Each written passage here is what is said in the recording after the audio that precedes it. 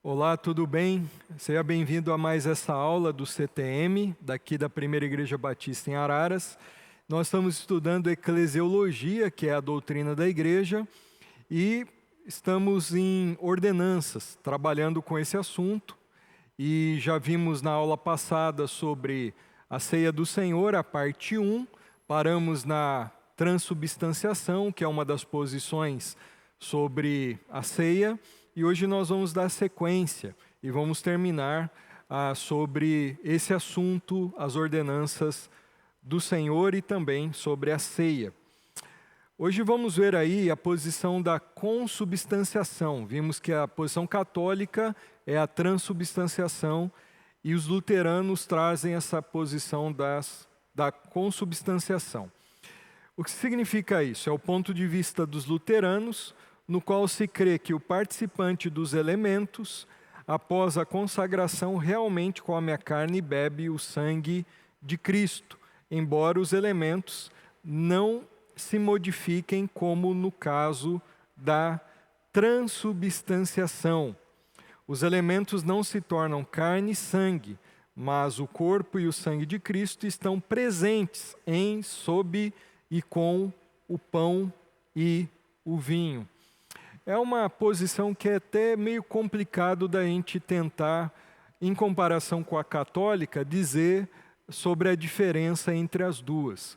Mas uma das coisas que a gente diz é isso, que na posição da consubstanciação, os elementos, então, eles não se modificam na carne e no sangue de Cristo, mas esses elementos, o corpo, a carne e o sangue estão presentes com o pão e o vinho.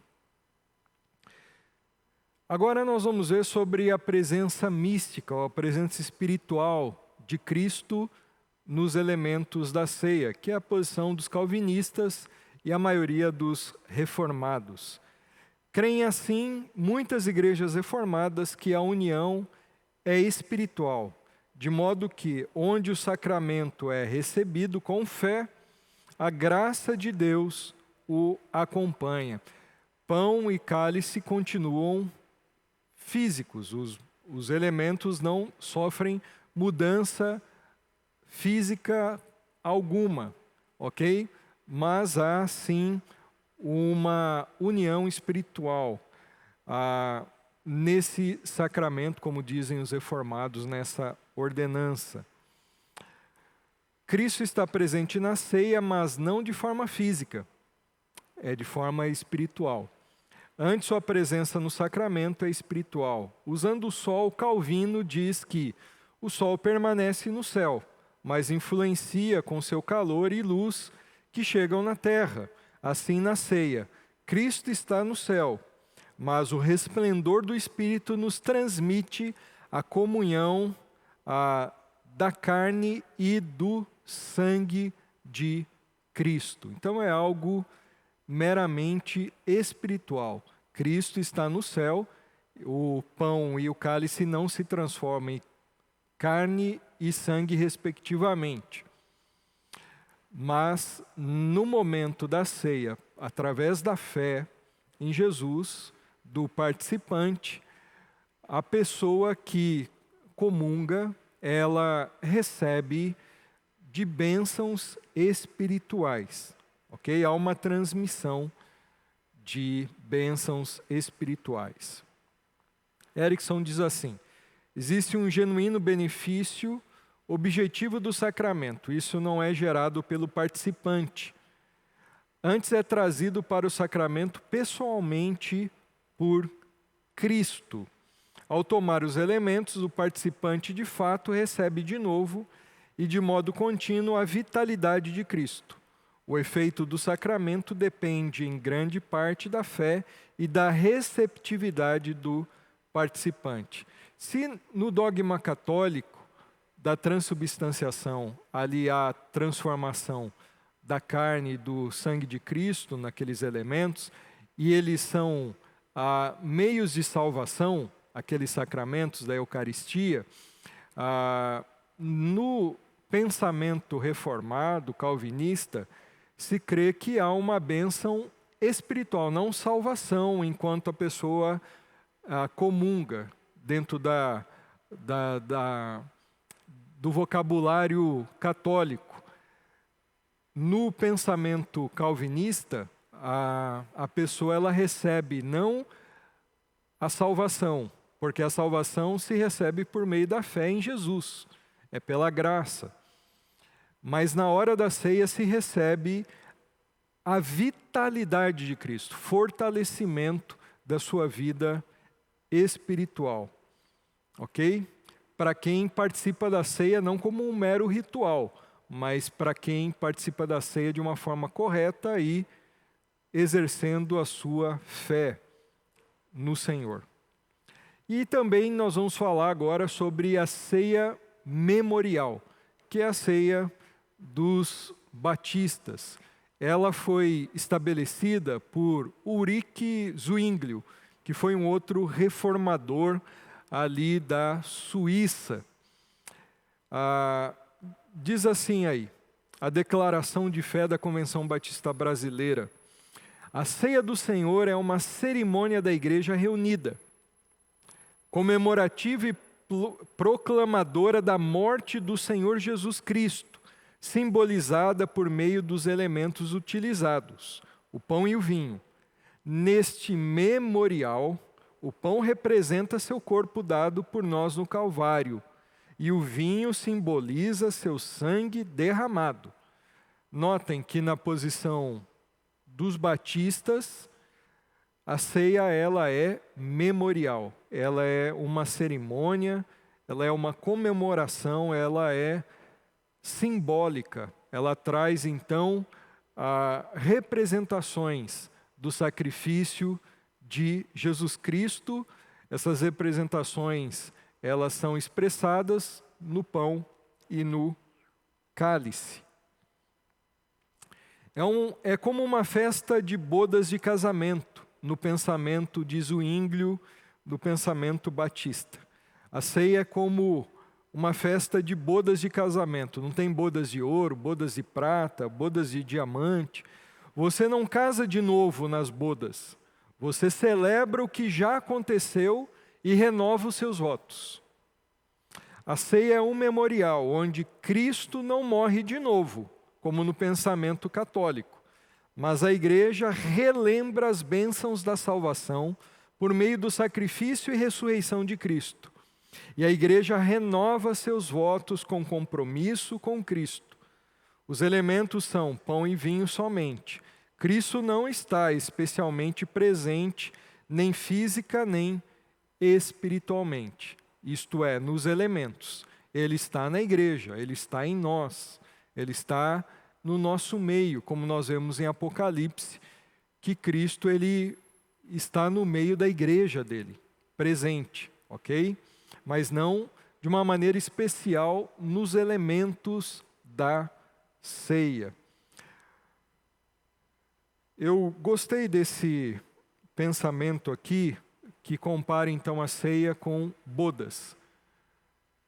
Nas bodas, uma pessoa então ela não casa de novo, mas ela renova os seus votos e lembra do que aconteceu no casamento.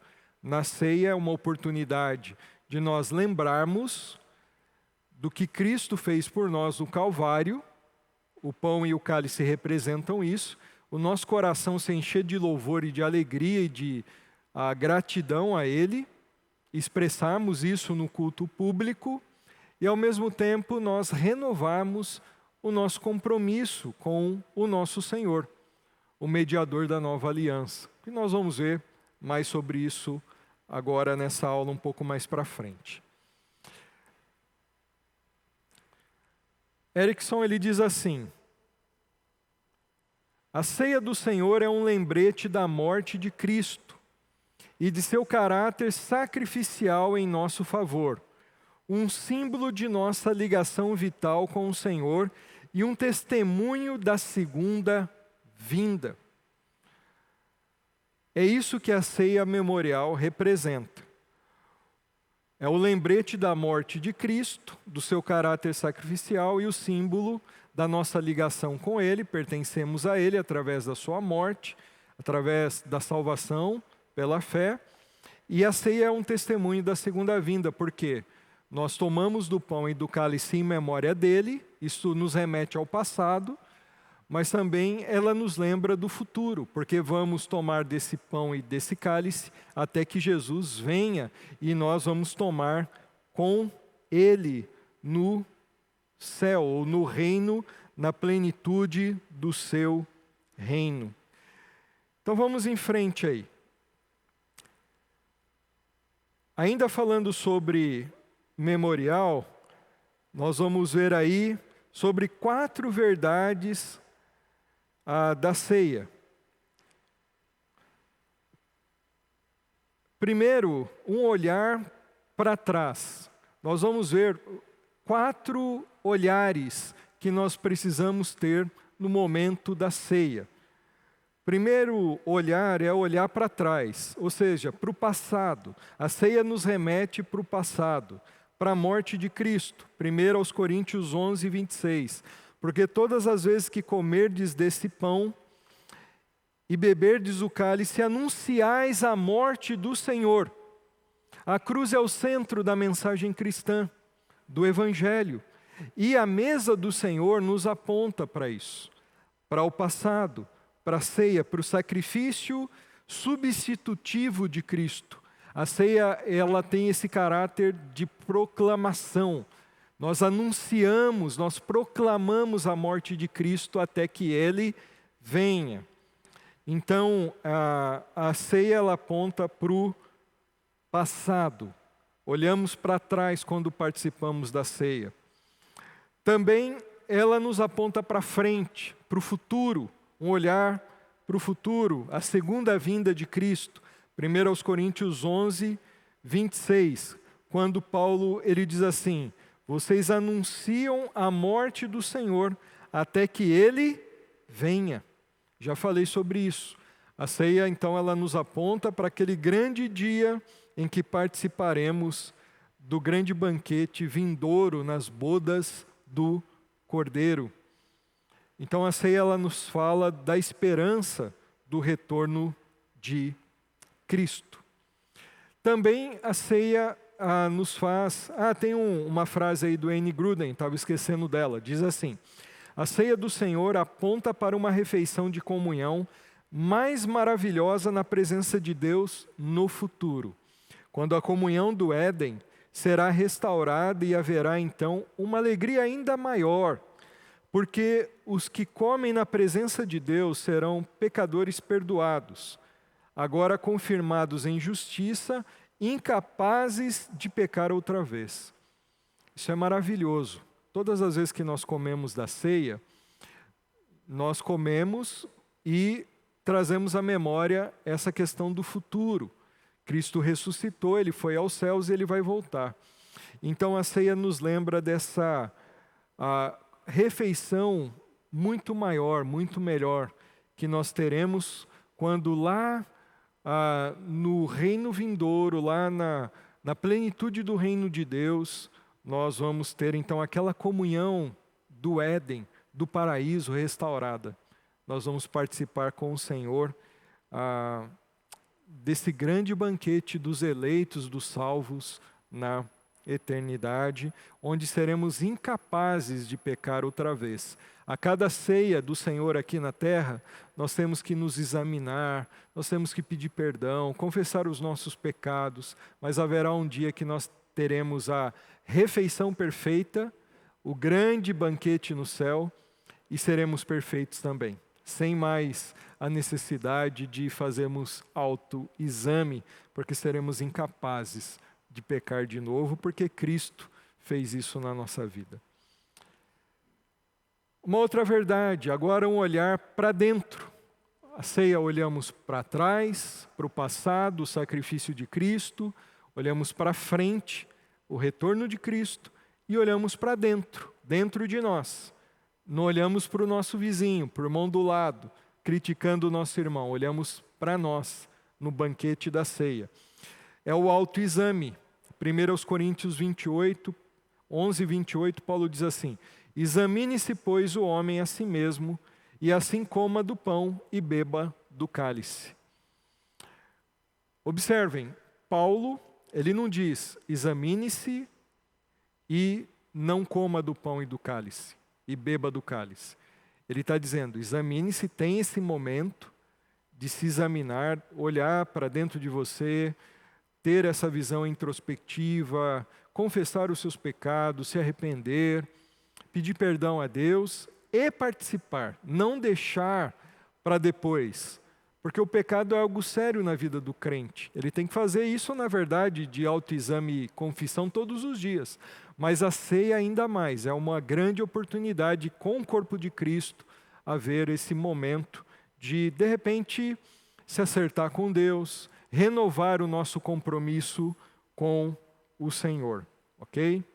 Toda ceia nós podemos fazer isso. E um olhar, tem aí da declaração de fé batista, desse olhar para dentro ainda. A ceia do Senhor deve ser celebrada pelas igrejas até a volta de Cristo, e sua celebração pressupõe batismo bíblico e o cuidadoso exame íntimo dos participantes. Pergunto para você, você tem participado da ceia de qualquer jeito? A Bíblia ela diz que nós devemos ter um cuidadoso exame íntimo antes de nós participarmos. Não é de qualquer jeito, banalizando a ordenança, mas é levar a sério, confissão de pecados, autoexame e participarmos dos elementos. No meio batista, a celebração da ceia, ela é realizada entre crentes e pessoas batizadas nas águas. Isso não é uma regra, nós não temos um versículo específico que fale que a pessoa tem que ser batizada, mas nós vemos princípios. Por exemplo, a gente vê sempre uma relação em Atos de batismo com ceia. Primeiro, a pessoa crê, ela é batizada, ela se identifica com Cristo, ela faz parte do corpo de Cristo e ela então toma da ceia.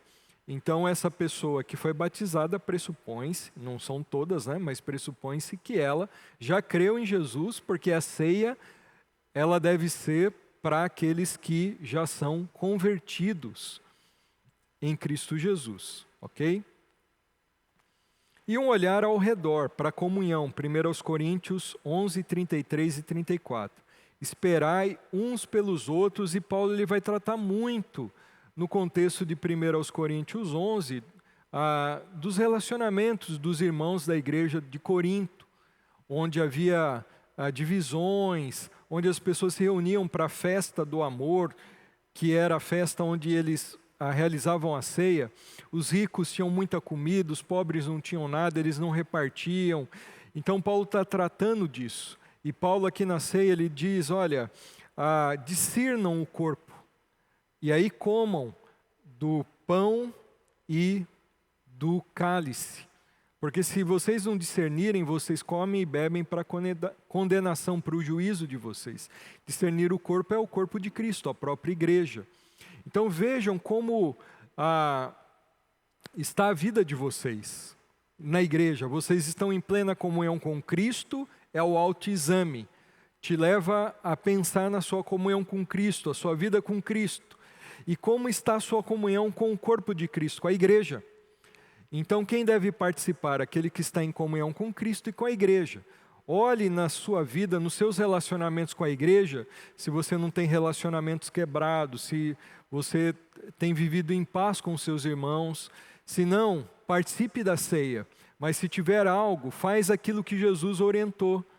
Deixa a sua oferta no altar, vai e acerta com o seu irmão. A gente precisa fazer isso na participação da ceia. E eu quero terminar falando alguns tipos de observância da ceia do Senhor. Em algumas igrejas, nós temos vários tipos de celebrações da ceia do Senhor, ok? Várias formas em que a ceia é celebrada. Existe aquilo que nós chamamos de ceia ultra livre, que significa o quê?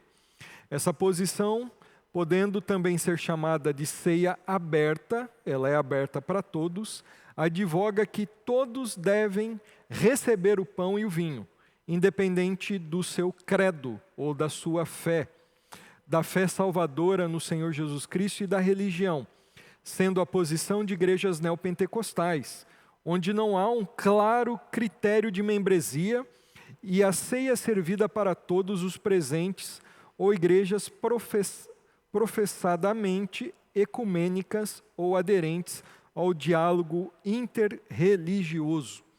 A ceia ultralivre, ou chamada ceia aberta, então, é para todos. Todos que estiverem dentro de uma igreja que observa a ceia dessa forma. Qualquer pessoa, pode ser um evangélico, batista, presbiteriano, quadrangular, pode ser um católico que esteja presente, um ateu, pode ser um espírita, uma pessoa do candomblé. Qualquer pessoa que estiver presente, independentemente de credo, pode participar dessa ceia ultralivre, por isso que chama ultralivre. É aberta a todos, ok? Só que nós temos problema com isso porque nós vemos na Bíblia uma relação entre crentes, pessoas que creram em Jesus, e a ceia do Senhor, porque a ceia simboliza a nossa salvação, o sacrifício de Cristo por aqueles que Ele morreu e creram nele. A ceia livre. Então existe a ultralivre e agora a ceia livre, ou comunhão próxima. Essa posição defende que todo crente em Cristo, confessante e batizado, independente da denominação ou tradição de fé protestante, é convidado a participar da ceia do Senhor. Há uma posição intermediária entre ceia universal e ceia livre, que é a comunhão aberta, que advoga que todo crente em Cristo Jesus, mesmo não batizado, é convidado a participar da mesa do Senhor. Essa posição sempre existiu na tradição batista, porém, teve maior defesa no século XX. Seu maior expoente foi o conhecido John Bunyan, do livro O Peregrino, ok? Então essa é a ceia chamada ceia livre, que é para todo crente confesso, todo crente batizado, independentemente da denominação. Se estão numa congregação, num culto, pessoas que não fazem parte daquela igreja, daquela denominação, por aqui na Igreja Batista, há crentes que são batizados, já são convertidos, que são da Assembleia de Deus, da Presbiteriana, se for numa igreja em que adere o culto livre ou a ceia livre, então todos os crentes batizados podem participar da ceia, tá ok? Tem também a ceia restrita. Esta posição defende que somente os membros da denominação, ou seja, a mesma fé e ordem, podem participar da ceia do Senhor. Os que defendem essa posição advogam a diferença entre as posições denominacionais quanto à ceia do Senhor, com meio de graça, com motivo para a ceia restrita. A ceia restrita, então, ela já vai se fechando. A ultralivre ela é muito aberta para todos. Depois, a livre ela já fecha um pouquinho para crentes batizados, mas independente da denominação. E a ceia restrita ela já fecha mais. Ela é restrita apenas para os membros de uma denominação. Por exemplo, as igrejas batistas. Se é aqui na igreja batista, se vem algum visitante de outra igreja batista de outra cidade, ou da mesma cidade, mas faz parte da mesma denominação, a mesma fé e ordem, então essa pessoa pode participar nas igrejas que adotam esse tipo de ceia. Não se abre para outras denominações dentro do pensamento da ceia restrita, por quê? Entre as denominações pode haver um conceito, uma definição diferente acerca do que a ceia representa. Como, por exemplo, no meio presbiteriano se pensa diferente. Lembra lá da presença mística, espiritual de Cristo? Nos batistas se crê na ceia memorial. É a mesma ceia, mas com conceitos diferentes. Então, Aqueles que adotam a ceia restrita, eles preferem que seja uma ceia adotada para pessoas da mesma fé e ordem, da mesma denominação, para não ter divergências teológicas no que tange aos conceitos da ceia. Todos estejam na mesma linha, na mesma página, no que diz respeito ao entendimento da ceia. E agora a ceia ultra restrita. Se tem a ceia ultra livre, que é aberta para todos, a ultra restrita ela é muito fechada. Muito fechada. Essa posição defende que somente os membros daquela comunidade local devem participar da ceia do Senhor. Entenderam? Então, a ultra restrita diz que só os membros de uma comunidade, por exemplo, uma igreja Assembleia de Deus, somente os membros daquela comunidade, não pode ser de qualquer outra assembleia, só daquela, podem participar da ceia, quem adota a ceia ultra restrita. Mesmo que venha um visitante da mesma denominação, quem adota a ceia ultra restrita não permite que esse visitante participe da ceia, só os membros da igreja local, tá bom? Aqui na nossa igreja nós adotamos a ceia livre, crentes em Cristo Jesus, que são batizados, mas independentemente da denominação. Entendemos que a mesa é do Senhor e ela é aberta para todos os salvos, para todos os crentes, desde que estejam em comunhão com o Senhor, com a igreja de Cristo, sua igreja local, e façam esse autoexame e participem com alegria, com louvor da ceia do Senhor. Tá bom? Queridos, é isso. Sobre ceia, essa é a segunda parte. Se você não assistiu a primeira parte, assista lá que tem muito conteúdo lá, tá bom? Para você complementar o seu estudo acerca dessa ordenança tão importante de Jesus, que é a ceia do Senhor. E você aí? Qual tipo de ceia você adota aí na sua igreja? Comenta aí no nosso canal. Eu quero saber um pouquinho, conhecer um pouco você. Diz que tipo de ceia é adotada na sua igreja.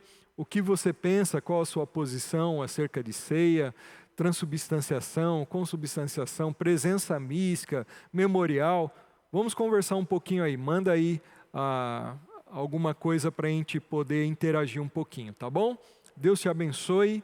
Um grande abraço e até a próxima aula de eclesiologia aqui do nosso CTM. Fiquem com Deus.